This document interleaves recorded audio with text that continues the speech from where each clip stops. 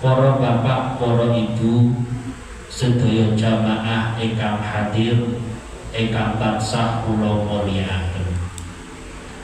Wonten dawuhipun Syekh Ahnaf bin Qais radhiyallahu anhu. Paring dawuh bilih la rohata lil hasudi.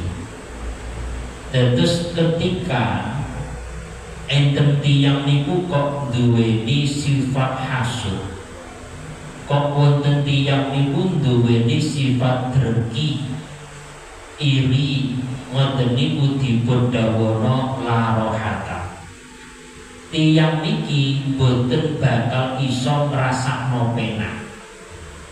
Dados tiyang kok duweni penyakit ati sing jenengane hasud, iri, drengki, wonten niku dipun dawono la rohata, ora bakal ngrasakno penak.